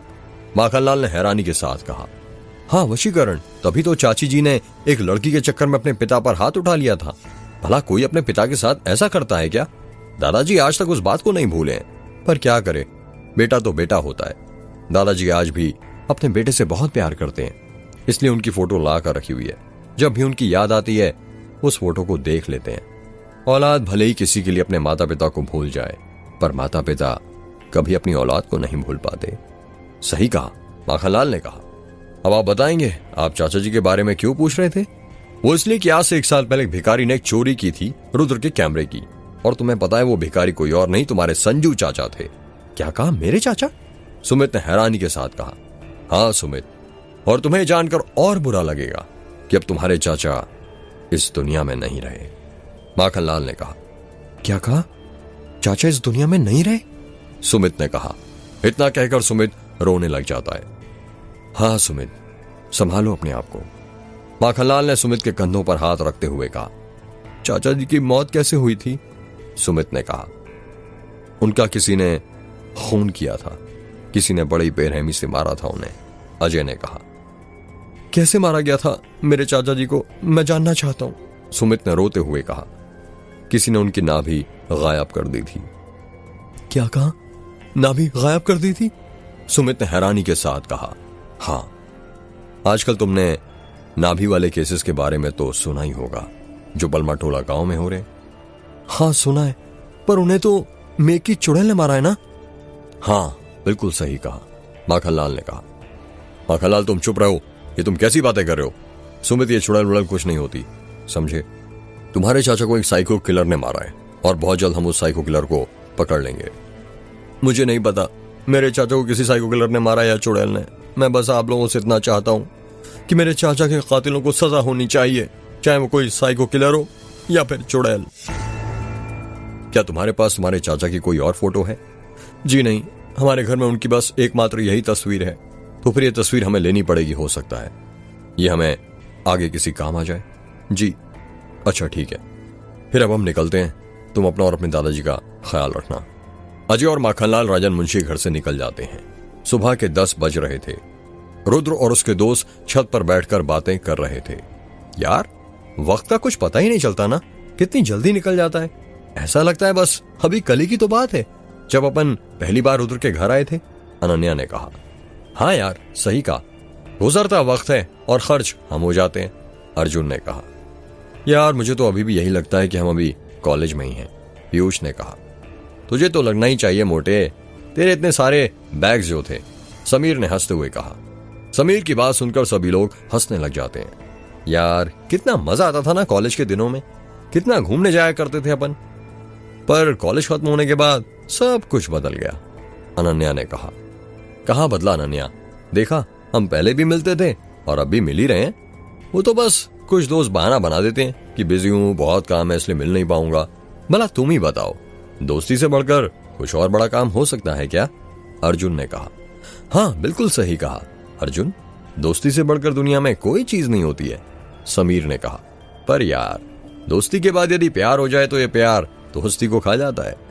दोस्ती के बाद प्यार हो सकता है, प्यार के बाद दोस्ती नहीं हो सकती। पीयूष ने कहा। यह बात सुनकर अर्जुन पीयूष को आंख दिखाते हुए धीरे से कहता है, तुझे पता भी है मोटे तू क्या बोल रहा है? एक तो इतनी मुश्किल से रुद्र नॉर्मल हुआ है और अब तू ये प्यार व्यार का नाम लेकर उसे तन्वी की याद दिलवा रहा है। सॉरी यार, मैं भूल गया था, पीयूष ने कहा। रुद्र और उसके दोस्त लोग बातें कर ही रहे थे कि तभी उसके घर के सामने एक BMW कार आकर रुकती है। यार ये तेरे गांव में इतना अमीर कौन आ गया जो BMW से घूम रहा है?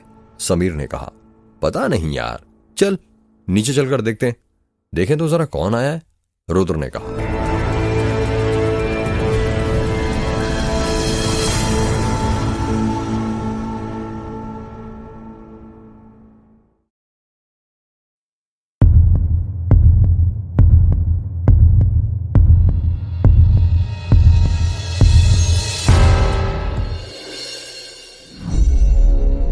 रुद्र और उसके दोस्त लोग नीचे आ जाते हैं। कार की आवाज सुनकर आयशा, संतोष और स्वाति भी हवेली के अंदर से बाहर आ गए थे। ए जी, ये गाड़ी तो दासगांव के सरपंच महेंद्र जी की है ना? आयशा ने संतोष से कहा। हाँ आयशा, लग तो उन्हीं की रही है, और आसपास के सभी गांव में एक उन्हीं के पास तो इतनी महंगी कार है, संतोष ने कहा। पर महेंद्र सिंह जी अब यहां पर क्यों आए हैं? दीदी गुजर गई थी, ये तो तब भी यहां पर नहीं आए थे। अब जब दीदी की 13वीं सब कुछ हो गया है तो फिर अब यहां पर क्यों आए हैं? इन्हें तो हमारे गांव में आने से डर लगता था ना कि कहीं मेघ की चुड़ैल इन्हें ना मार दे। पता नहीं आयशा क्यों आए हैं, पहले गाड़ी में से वो नीचे तो उतरे, तभी पता चलेगा कि वो यहां पर क्यों आए हैं, संतोष ने कहा।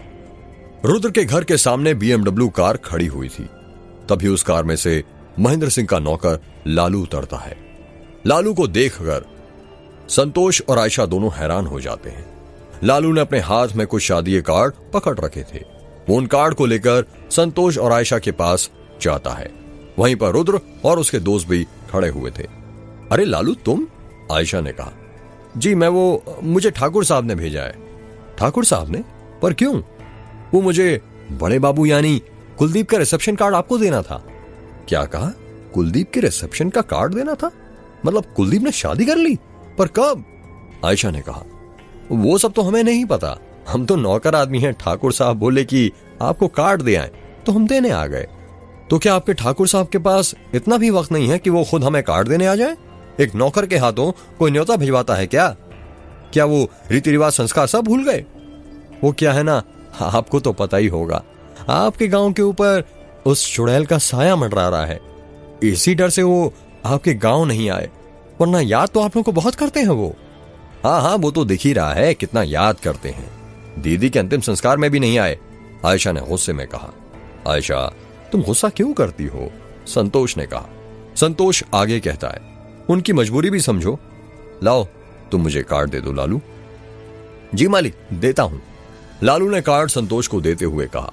अच्छा अब मैं चलता हूं, हर हर महादेव। इतना कहकर लालू वहां से चला जाता है। संतोष वो कार्ड लेकर घर के अंदर चला जाता है। माखनलाल और अजय पुलिस स्टेशन में बैठे हुए थे। अजय बहुत देर से चुपचाप बैठा हुआ था, ऐसा लग रहा था कि वो कुछ सोच रहा है। माखनलाल ने आज तक अजय को इतनी गंभीर अवस्था में नहीं देखा था। क्या हुआ साहब, आप क्या सोच रहे हैं? माखनलाल ने कहा। माखनलाल कुछ सोच ही तो नहीं पा रहा हूं, कुछ समझ नहीं आ रहा है कि क्या करूं। एक तो नए नए केस आते जा रहे हैं, वो तो सॉल्व होते नहीं, ऊपर से पुराने केसेस की फाइल और खुल जाती है। अभी कुछ दिनों पहले हम रुद्र की मां के कातिल को ढूंढ रहे थे और अब वापस से वो भिखारी संजू के खून पर आ गए। साहब मेरी दादी कहती थी जब आपका दिमाग ना चले तो पानी पीजिए, हर समस्या का समाधान ठंडे दिमाग से होता है, गर्म से नहीं। लीजिए पानी पीजिए। नहीं माखनलाल, पानी पीने से कुछ नहीं होने वाला। अरे पीजिए तो सही, माखनलाल ने अजय की तरफ गिलास करते हुए कहा। माखनलाल के जोर देने पर अजय पानी पी लेता है। साहब आपने एक बात तो नोटिस की होगी कि रुद्र की मम्मी और भिखारी दोनों की नाभि गायब थी, जिससे यह साबित होता है कि दोनों का खूनी एक ही है। हाँ ये बात तो है माखनलाल, पर आगे क्या? खूनी तक कैसे पहुंचे, हमारे सारे दरवाजे यहां पर आकर बंद हो जाते हैं। ये बात तुम्हें भी पता है कि अब तक 38 जो नाभि वाले केसेस हुए हैं उन सबका कातिल एक ही है, पर अभी तक हम उसे पकड़ नहीं पाए हैं। साहब पकड़ेंगे तो तब ना जब वो जिंदा हो, चुड़ैल को भला कोई पकड़ पाता है क्या? माखनलाल तुम फिर शुरू हो गए। सॉरी साहब। अजय की टेबल पर ही भिखारी की फाइल और उसकी फोटो रखी हुई थी, जिसमें उसके साथ राजन मुंशी भी था। ये वही फोटो थी जो अजय ने सुमित से राजन मुंशी घर से ली थी। अजय बार बार भिखारी की फोटो देख रहा था। माखनलाल, जरा ब्लैक मार्कर तो देना। जी साहब, अभी देता हूं। माखनलाल अपनी टेबल पर का ब्लैक मार्कर अजय को देता है। अजय उस ब्लैक मार्कर से वो फोटो जिसमें संजू जवान दिख रहा था, उसमें उसकी दाढ़ी मूछें बनाने लग जाता है। अरे साहब, ये आप क्या कर रहे हैं? आपको सुमित ने बताया था ना कि उसके पास उसके संजू चाचा की बस एक ही फोटो बची है और आप उसे भी खराब करने पर तोले हुए हैं। अजय माखनलाल की बातों का कुछ जवाब नहीं देता है। जब संजू की मूछें दाढ़ी बनाकर हो जाती हैं तो अजय कहता है, याद है माखनलाल, जब पिछले साल रुद्र का कैमरा घुमा था और हम इस भिखारी का पता कर रहे थे तो हमें पता चला था कि इस भिखारी को एक लड़की के साथ देखा गया था और लोगों ने जिस टाइप से उस लड़की का होलिया बताया था वो गौरी की तरह थी। हाँ साहब, याद है। और सुमित ने हमें बताया था कि संजू एक लड़की से प्यार करता था और उसके साथ भाग गया था। हाँ साहब, पर आप कहना क्या चाहते हैं?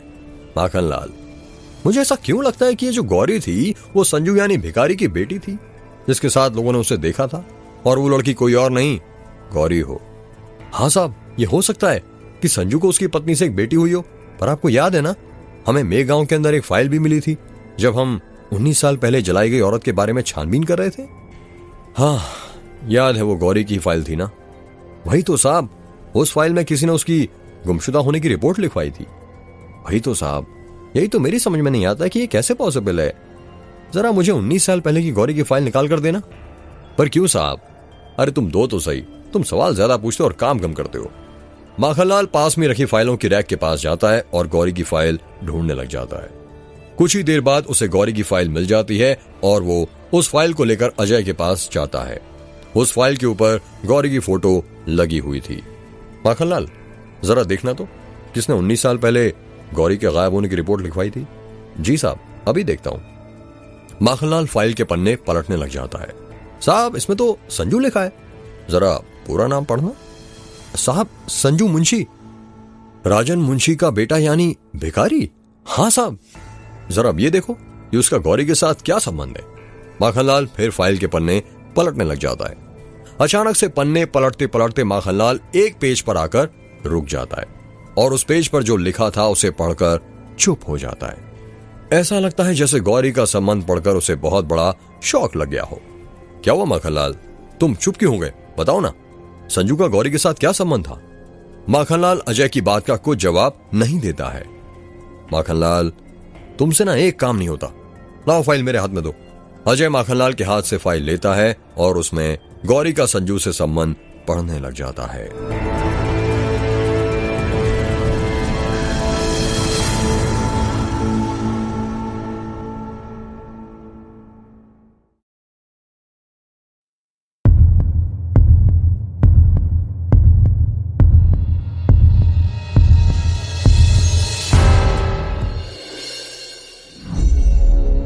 अजय गौरी की फाइल में भिखारी और उसका संबंध पढ़ने लग जाता है।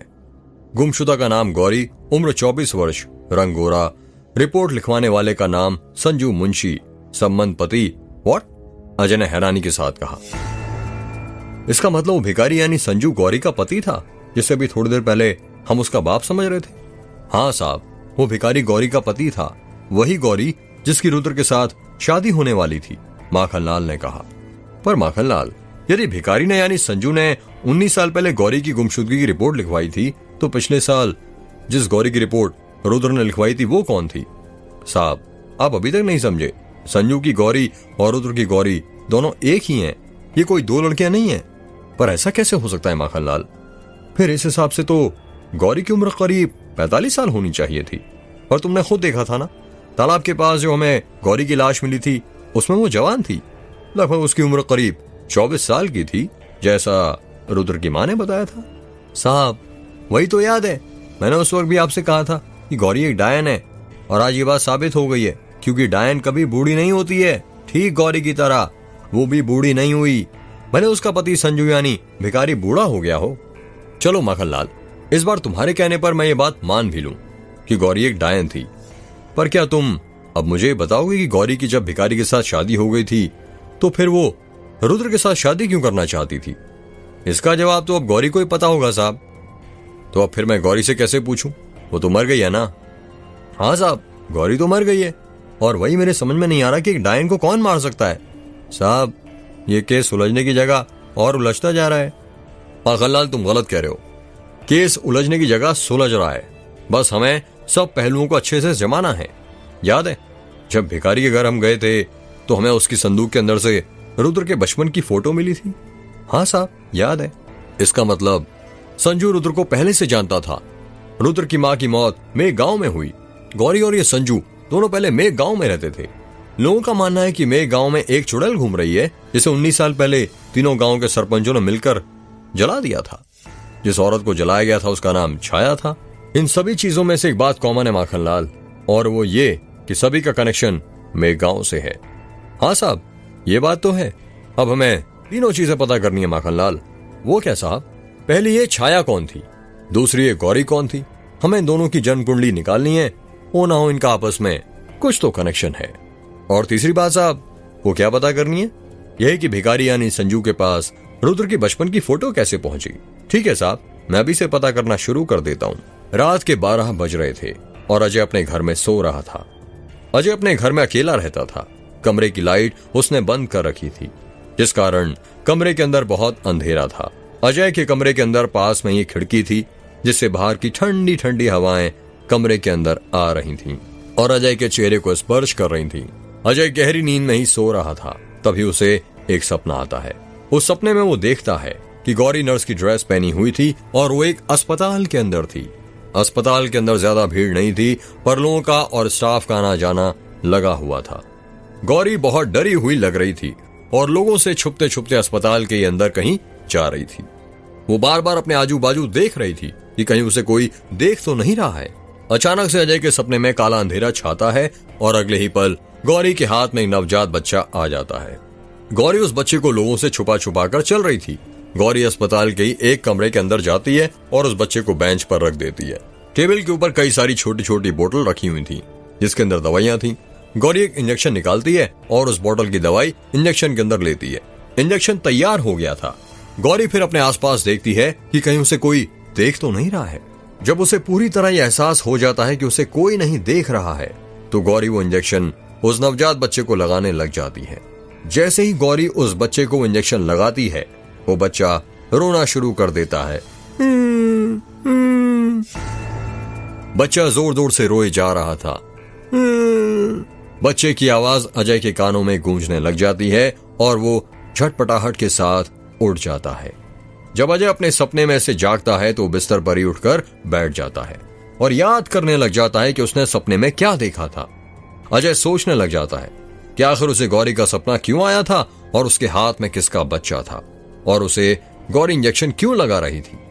खिड़की से अभी भी ठंडी ठंडी हवाएं अजय के कमरे के अंदर आ रही थीं।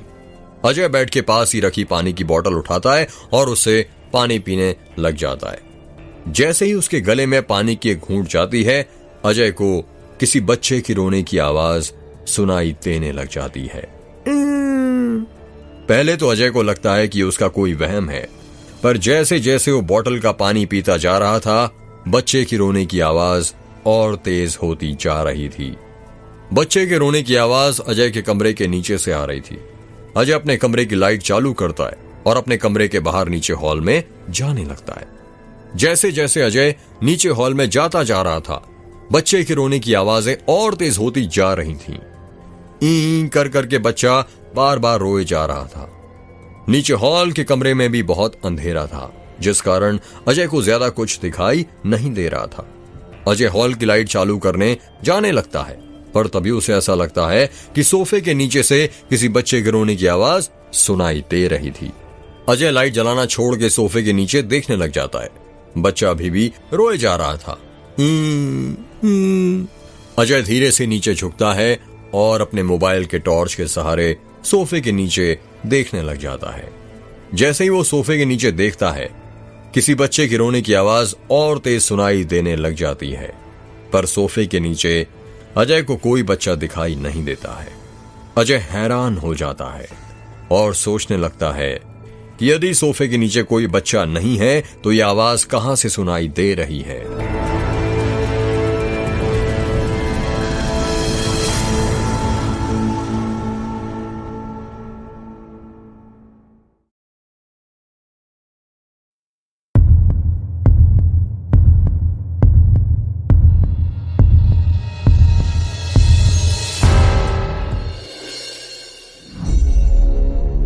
अजय सोफे के नीचे से खड़ा हो जाता है। जैसे ही वो खड़ा होता है उसका सिर घूमने लग जाता है। अजय का सिर चकराए जा रहा था। अजय का मोबाइल उसके हाथों से नीचे गिर जाता है। मोबाइल की स्क्रीन टूटने की आवाज सुनाई देती है। बच्चे के रोने की आवाजें अभी भी सुनाई दे रही थीं। अजय अपने दोनों हाथों से अपने कान बंद कर लेता है, पर फिर भी उसे बच्चे की रोने की आवाजें सुनाई दे रही थीं। अजय के कानों में लगातार बच्चे के रोने की आवाजें गूंजे जा रही थीं। अजय का बहुत तेज सिर दर्द करने लगता है और वो सोफे पर ही लेट जाता है। अजय ने अपने दोनों हाथों से कान बंद किए थे और हाथों को कान पर रखे रखे ही अजय सोफे के ऊपर सो जाता है। सुबह के 12 बज रहे थे और रुद्र के घर में डॉक्टर माधवी आई हुई थी।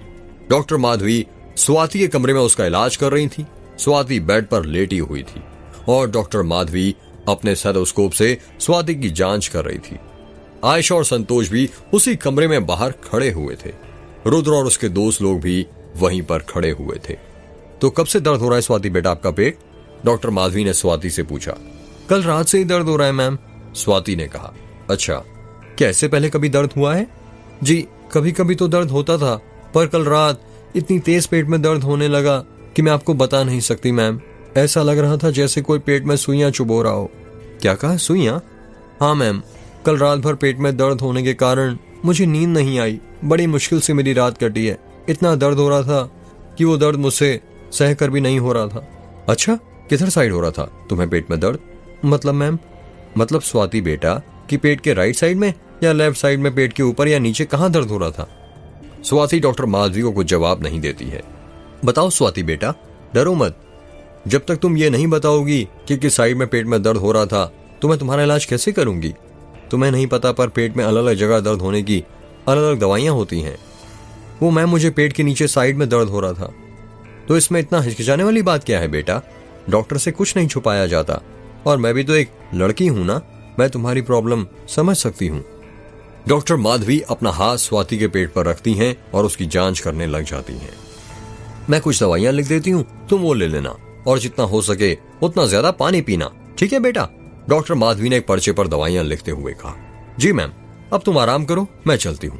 इतना कहकर डॉक्टर माधवी वहां से उठ जाती हैं और स्वाति के कमरे से बाहर जाने लग जाती हैं।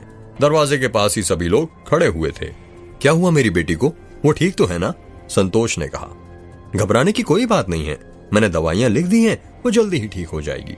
पर अचानक से ऐसे कैसे उसके पेट में दर्द होने लग गया? संतोष ने कहा। अब स्वाति धीरे धीरे बड़ी हो रही है।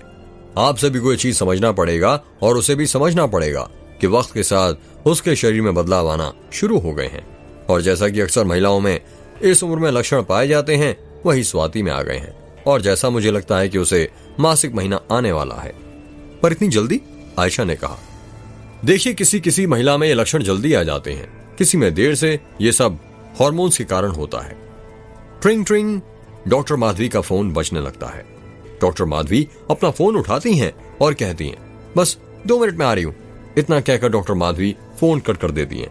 अच्छा, अब मैं चलती हूं, मुझे देर हो रही है, अस्पताल में पेशेंट मेरा इंतजार कर रहे हैं। जी ठीक है, रुद्र ने कहा। डॉक्टर माधवी के जाते आयशा कहती है, मुझे नहीं लगता कि मेरी बेटी को मासिक धर्म की वजह से ये प्रॉब्लम हो रही है। मेरी बेटी को जरूर किसी की नजर लगी है। नजर लगी है मतलब? अनन्या ने कहा। आयशा अनन्या की बातों को जवाब नहीं देती है और वहां से चली जाती है। यार, ये चाची नजर लग गई है, क्या बोल रही थी? समीर ने कहा। यार, जब किसी की बुरी नजर या हाय लग जाती है तो अक्सर हमारा पेट दर्द देता है, इसी को नजर लगना कहते हैं, अर्जुन ने कहा। तो फिर ये नजर उतारने का कोई उपाय नहीं है क्या? अनन्या ने कहा। है ना बेटा, उपाय का सामान ही लेने तो आयशा नीचे गई है, संतोष ने कहा। सभी लोग सोचने लग जाते हैं कि नजर उतारने का ऐसा क्या सामान है जिसे लेने के लिए आयशा नीचे गई है। थोड़ी ही देर बाद आयशा स्वाति कमरे में वापस आ जाती है। स्वाति के हाथ में एक पीतल की परात और पीतल का लोटा था। एक बोतल में पानी, सूती का कपड़ा और एक छोटा सा दिया था। ये सब किस लिए है यार? पीयूष ने हैरानी के साथ कहा। नजर उतारने के लिए, अर्जुन ने कहा। आयशा स्वाति के पास जाकर नीचे जमीन पर बैठ जाती है और स्वाति को भी नीचे जमीन पर बैठने कहती है। आयशा के सामने ही स्वाति बैठ जाती है। आयशा वो परात जो वो लेकर आई थी उसे अपने और स्वाति के बीच में रख देती है। आयशा उस परात के अंदर पानी डालती है और उसके बाद उसके अंदर थोड़ी सी लाल पिसी हुई मिर्ची भी डालती है। पीयूष, समीर और अनन्या के कुछ समझ नहीं आ रहा था कि रुद्र की चाची क्या कर रही हैं। वो हैरानी के साथ रुद्र की चाची को घूरे जा रहे थे। आयशा अपने साथ जो लोटा लेकर आई थी उसके अंदर वो एक छोटी सी लकड़ी के सहारे एक सूती का कपड़ा चिंदी फंसा देती है। सूती का कपड़ा पतला और लंबा था। आयशा माचिस से दिया जलाती है और पीतल का लोटा उठाती है। पीतल के लोटे को उठाने के बाद जिसके अंदर कपड़े का टुकड़ा बना हुआ था उसकी डोर दिए की लौ तक आ रही थी। आयशा उस कपड़े को जला देती है। कपड़ा जलने लगता है। कपड़े के जलने की महक कमरे में महकने लग जाती है। आयशा लोटे के सहारे उस जलते हुए कपड़े से स्वाति की नजर उतारने लग जाती है। आयशा लोटे को स्वाति के ऊपर से उल्टा घुमाने लग जाती है। आयशा मन ही मन कुछ बोले जा रही थी। उसके होंठ चल रहे थे। आयशा मन ही मन कुछ बड़बड़ाए जा रही थी। यार, ये रुद्र की चाची के होंठ क्यों चल रहे हैं? वो क्या बड़बड़ा रही हैं? पीयूष ने कहा। वो गाली दे रही हैं। अर्जुन ने कहा। क्या कहा? गाली दे रही हैं? पर किसे? अनन्या ने हैरानी के साथ कहा। उसको जिसने स्वाति को नजर लगाई है। इस क्रिया में हमें जिस पर शक होता है या लगता है कि ये नजर लगा सकता है उसका नाम लेते हैं और उसके नाम से नजर उतारते हैं। और फिर पता कैसे चलता है कि किसी की नजर लगी है या नहीं? समीर ने कहा। अभी थोड़ी देर रुको, अगर स्वाति को किसी की नजर लगी होगी तो तुम्हें खुद पता चल जाएगा, अर्जुन ने कहा। आयशा जिस लोटे से स्वाति की नजर उतार रही थी उसमें बंधे कपड़े की लौ बहुत तेज चल रही थी। उस लौ की आंच आयशा के हाथ पर आने लग जाती है। आयशा का हाथ जलने लगा था। तभी आयशा उस लोटे को पानी से भरे परात के अंदर रख देती है। जैसे ही वो लोटा पानी के अंदर रखती है, चीख किसी की आवाज आती है। किसी के चिल्लाने की आवाज आ रही थी। यार, ये पानी के अंदर से आवाज कहां से आ रही है? पीयूष ने हैरानी के साथ कहा। यही तो सबूत है कि स्वाति को किसी की नजर लगी है, अर्जुन ने कहा।